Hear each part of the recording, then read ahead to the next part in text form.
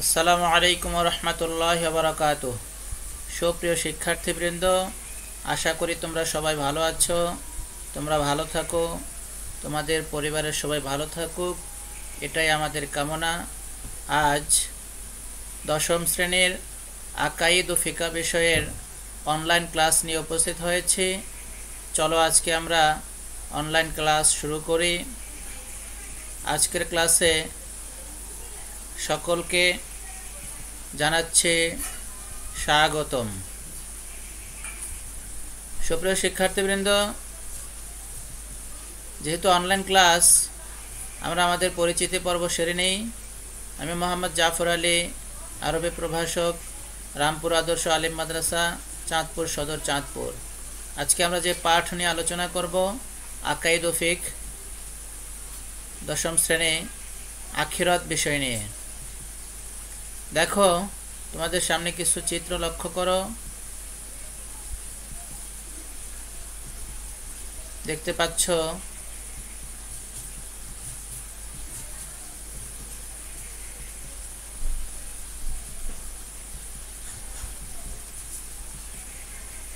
ছবিগুলো কি নির্দেশ করে? মানুষের জীবনের বিভিন্ন ধাপ এখানে রয়েছে, জন্ম থেকে শুরু করে মৃত্যু পর্যন্ত। মৃত্যুর পর যে ধাপ রয়েছে সেগুলো এই ছবিগুলোতে তুলে ধরা হয়েছে। তাহলে চলো আজকে আমরা শুরু করি আখিরাতের স্তরসমূহ নিয়ে।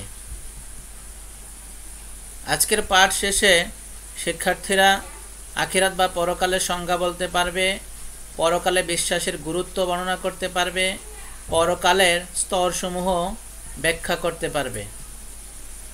সুপ্রিয় শিক্ষার্থীবৃন্দ, আখিরাত বা পরকাল হচ্ছে মৃত্যুর পর যে জীবন শুরু হয়, সেটি হচ্ছে আখিরাত বা পরকাল। এ জীবন চিরস্থায়ী এক জীবন। আমাদের দুনিয়াবী জীবনের ইহকালীন জীবনের একটি পরিসীমা আছে। মৃত্যু পর্যন্ত এই জীবনের সীমা রয়েছে, কিন্তু পরকালীন জীবন বা আখিরাতের জীবনের কোনো পরিসীমা নেই, কোনো শেষ নেই। সে জীবন চিরস্থায়ী। সুপ্রিয় শিক্ষার্থীবৃন্দ, আখিরাত জীবনের শুরু হয় মৃত্যুর দ্বারা। মানুষের হায়াতের একটি নির্দিষ্ট সময়সীমা রয়েছে। হায়াত যখন শেষ হয়ে যাবে তখন তার মৃত্যু চলে আসবে। মৃত্যু থেকেই তার আখিরাতের জীবনের প্রারম্ভ শুরু হয়ে যায়। মৃত্যুর পরপর যে জীবন শুরু হয় সেটি হচ্ছে কবর। অর্থাৎ আমরা মানুষকে মৃত্যুর পর যে জায়গায় রেখে আসি সেটি হলো কবর। আর কবর হচ্ছে আখিরাত জীবনের প্রথম স্টেশন, প্রথম ঘাঁটি।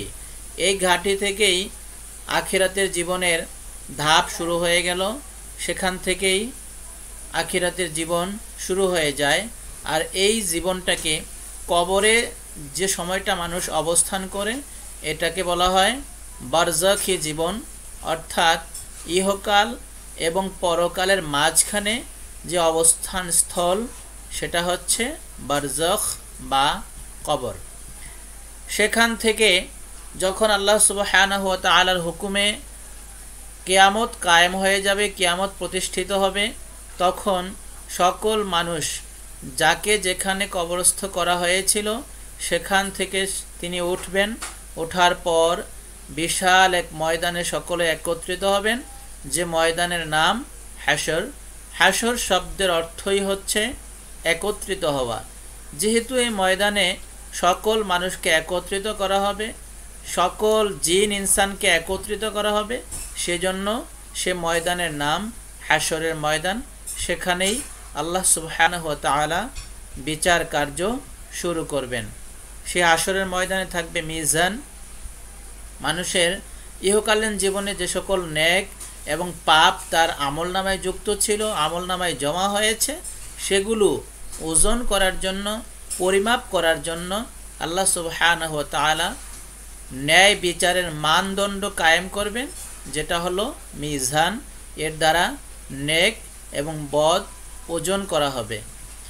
এরপরে রয়েছে সিরাত, অর্থাৎ এই পথ দিয়ে সকল মানুষকেই অতিক্রম করতে হবে। এটিও আখিরাতের জীবনের একটি স্তর। যারা নেককার তারা অতি সহজেই এই পথ পাড়ি দিতে পারবে, আর যারা পাপী হবে তাদের জন্য এ পথ পাড়ি দেয়া অনেক কষ্টকর বিষয় হয়ে যাবে, অনেক দুঃখের বিষয় হবে। এরপর যদি মানুষজন আখিরাতে হাশরের ময়দানে যদি মানুষ নেককার হয়ে থাকে, তবে তার জন্য রয়েছে পরম শান্তির স্থান জান্নাত।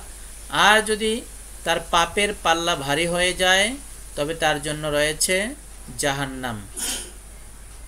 আল্লাহ সুবহানাহু ওয়া তাআলা সূরা কারিয়ায় বলেছেন, ওয়া আম্মা মান খাফফাত মাওয়াজিনহু ফাহুয়া ফি ঈশাতির রাদিয়াহ।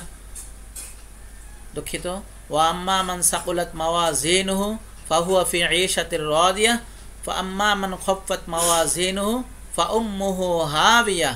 যার নেকের পাল্লা ভারী হবে তার জন্য স্থায়ী শান্তির স্থান, আর যার জন্য সেটা হালকা হবে তার অবস্থান হবে হাবিয়া নামক স্থান। এরপর সেখানে জান্নাত অথবা জাহান্নাম, এই জীবন চলতেই থাকবে। সুপ্রিয় শিক্ষার্থীবৃন্দ, কেউ কেউ রয়েছে পরকাল বলে একটা যে অবস্থা রয়েছে মানুষের জন্য, জিন এবং ইনসানের জন্য যে একটা পরকাল রয়েছে, এটা কেউ অস্বীকার করে থাকে। তারা বলে থাকে পরকাল আবার কি, নাউযুবিল্লাহি মিন যালিক। তারা আরও বলে খাও দাও ফুর্তি করো, দুনিয়াটা মস্ত বড়। তারা গানের স্বরে এগুলো বলে। তারা মনে করে দুনিয়ার জীবনে সব কিছু, দুনিয়ার জীবনের পর, এই হায়াতে জিন্দেগির পর পরকাল বলে তাদের আকিদা, তাদের বিশ্বাসে কিছু রয়েছে, এটা তারা বিশ্বাস করতে চায় না। নাউযুবিল্লাহি মিন যালিক। এই বিশ্বাসকে আমরা সমর্থন করি না। মুমিন হিসেবে আমরা এটাকে মেনে নিতে পারি না।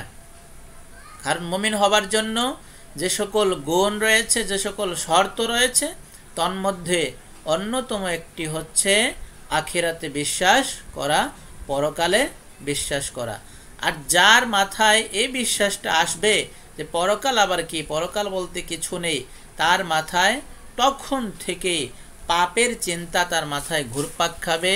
সে অহরহ সারা দিন পাপের মধ্যে মজে থাকবে, ডুবে থাকবে। সে নেক কাজ করবে না, পাপ কাজে তার সারা জীবন অতিবাহিত করবে। কারণ তার মধ্যে এই অনুভূতি আসবে না যে আমার এই জীবনের পর, এই জীবন শেষ হয়ে গেলে পরকালে আরেকটা জীবন রয়েছে, সেখানে আমার এই নেক এবং পাপের হিসাব দিতে হবে, আমার কর্মের ফল আমাকে ভোগ করতে হবে। এই বিশ্বাস যদি না থাকে, তাহলে তার মাথায় পাপের চিন্তা ঘুরপাক খাবে, পাপের মধ্যে সে হাবুডুবু খেতে থাকবে। আর যদি পরকালে বিশ্বাস থাকে, সেই লোক পাপ করতে গেলে তার মধ্যে অনুশোচনা আসবে, হায় হায় আমি যদি পাপ করি, আমাকে তো এই পাপের প্রায়শ্চিত্ত ভোগ করতে হবে, আমাকে এই পাপের জন্য আল্লাহ সুবহানাহু ওয়া তাআলার কাছে জবাবদিহি করতে হবে, কোটি কোটি মানুষের সামনে আমাকে লজ্জিত হতে হবে। সেজন্য পরকালে যার বিশ্বাস রয়েছে, সেই লোকটা পাপের কাজে কখনো পা বাড়াবে না। সবের শিক্ষার্থীবৃন্দ, আখিরাতে বিশ্বাসের অনেক অনেক গুরুত্ব রয়েছে। আখিরাতে বিশ্বাস করা এটা মুত্তাকিদের বৈশিষ্ট্য। আল্লাহ সুবহানাহু ওয়া তাআলাকে যারা ভয় করে, আল্লাহর ভয়ে যারা ভীত, তাদের অন্যতম একটি বৈশিষ্ট্য হচ্ছে আখিরাতে বিশ্বাস করা। আল্লাহ সুবহানাহু ওয়া তাআলা বলেন, অবিল আখিরাতি হুম ইউকিনুন। আখিরাতের প্রতি তারা মুত্তাকিগণ দৃঢ় বিশ্বাস রাখে, তাদের একান্ত বিশ্বাস রয়েছে যে আখিরাত বলে একটা বিষয় রয়েছে, আখিরাতের জীবনে আমাদেরকে সকল কিছুর হিসাব দিতে হবে। সেজন্য তারা দৃঢ় বিশ্বাস তাদের অন্তরে বদ্ধমূল রাখে। আখিরাতের বিষয়গুলো আরও কয়েকটা বিষয় এর সাথে জড়িত, যেমন আল্লাহ সুবহানাহু ওয়া তাআলা, কোরআনুল কারীমকে বিশ্বাস করা, আখিরাতে বিশ্বাস করা, এই সবগুলো বিষয় একই সূত্রে গাঁথা। সুতরাং আখিরাত বিশ্বাস করা মানে আল্লাহ তাআলাকে বিশ্বাস করা, কোরআনুল কারীমকে বিশ্বাস করা। এই দুইটাকে বিশ্বাস না করলে আখিরাতে বিশ্বাস আসবে না। সুতরাং আখিরাতে বিশ্বাসের গুরুত্ব অপরিসীম। এই বিশ্বাসের দ্বারা মানুষের ঈমান তাজা হয়, তার আমলের দরজা উন্মুক্ত হয়, ন্যাক আমল করতে সেই লোকটা উৎসাহী হয়, বদ আমল করতে, পাপ কাজ করতে পিছ পা হয়ে যায়, পাপ কাজে সে পা বাড়ায় না, কারণ তার মধ্যে আখিরাতের বিশ্বাস বদ্ধমূল রয়েছে। সুপ্রিয় শিক্ষার্থীবৃন্দ, আখিরাতের বিভিন্ন স্তর রয়েছে।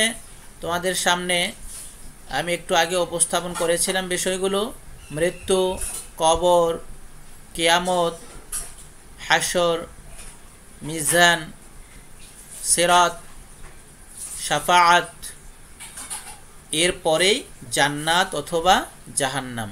এই জীবনের বিভিন্ন স্তরের মধ্যে মৃত্যু থেকে শুরু করে কবরে দীর্ঘ সময় অবস্থান করতে হবে, এরপরে কিয়ামত কায়েম হবে, কিয়ামতের পর হাসরের ময়দান আল্লাহ সুবহানাহু ওয়া তাআলার নির্দেশে প্রতিষ্ঠিত হবে, সেখানে মিজান, সিরাত এগুলো কায়েম করা হবে, সেখানে আল্লাহ সুবহানাহু ওয়া তাআলার হুকুমে শাফাআত করার অনুমতি পাবেন।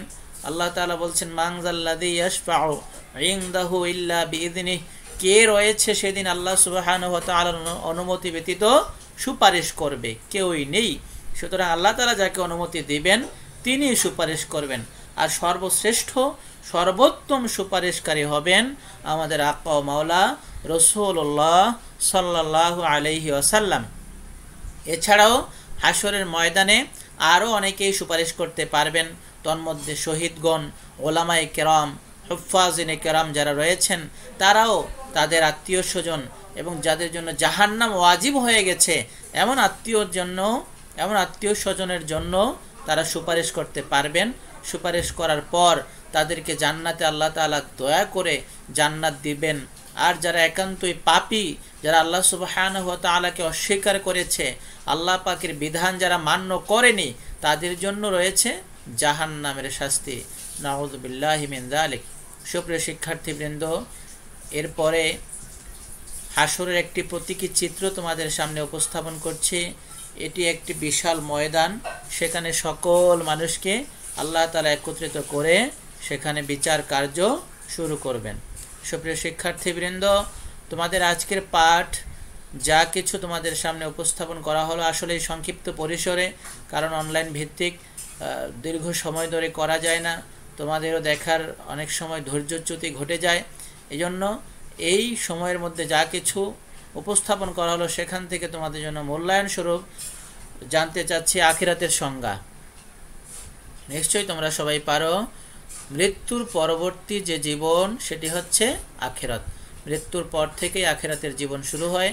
তার প্রথমত দুটি ধাপ, বরজখ এবং কিয়ামত। আমি বলেছি বরজখ মানে কবরের জীবন, এরপরে কিয়ামতের জীবন শুরু হবে। তো সুপ্রিয় শিক্ষার্থীবৃন্দ, আখিরাতে বিশ্বাসের ফলে কি বৃদ্ধি পাবে? নিশ্চয়ই তোমরা পারো, আখিরাতে বিশ্বাসের ফলে মানুষের ঈমান বৃদ্ধি পেয়ে আমলে তার আগ্রহ বৃদ্ধি পেয়ে যাবে, নেক আমল করতে তার আগ্রহ বাড়বে, কারণ তার বিশ্বাস যে আখিরাতে আমার সকল কিছুর জবাবদিহি করতে হবে, আল্লাহ সুবহানাহু ওয়া তাআলার সামনে আমার কাজের মূল্যায়ন হবে, আমি যা কিছু করেছি এগুলোর মূল্য আমাকে আল্লাহ তাআলা দেবেন। নেক কাজ করলে তার জন্য প্রতিদান দেবেন, পাপ কাজ করলে তার জন্য প্রতিফল রয়েছে। সুতরাং তার নেক কাজের প্রতি বিশ্বাস বৃদ্ধি পাবে, নেক কাজ করার গতি বৃদ্ধি পাবে। আখিরাতের স্তরগুলো কি কি? নিশ্চয়ই তোমরা পারো। আখিরাতের স্তর মৃত্যু, কবর, কিয়ামত, হাসর, মিজান, সিরাত, শাফাআত, জান্নাত, জাহান্নাম, এগুলো হচ্ছে আখিরাতের স্তর। সুপ্রিয় শিক্ষার্থীবৃন্দ, তোমাদের জন্য বাড়ির কাজ দিচ্ছে। আখিরাতের ধাপগুলো সহজভাবে অতিক্রম করার জন্য দুনিয়ার জীবনে আমাদের করণীয় কি? কি কাজ করলে, কি আমল করলে আখিরাতের যে সকল ধাপ রয়েছে এগুলো সহজেই অতিক্রম করা যাবে, এগুলো তোমরা অন্ততপক্ষে 10টি বাক্যে লিখে প্রদর্শন করাবে আমাকে পরবর্তীতে। সুপ্রিয় শিক্ষার্থীবৃন্দ, আমার সাথে অনলাইনে যুক্ত থাকার জন্য, ক্লাস দেখার জন্য সকলকে জানাচ্ছি অসংখ্য ধন্যবাদ, মুবারকবাদ। জাযাকুমুল্লাহু খায়রা। সুবহানাকাল্লাহুম্মা ওয়া বিহামদিকা আশহাদু আল্লা ইলাহা ইল্লা আনতা আস্তাগফিরুকা ওয়া আতুবু ইলাইক। ওয়াসসালামু আলাইকুম ওয়া রাহমাতুল্লাহি ওয়া বারাকাতুহু।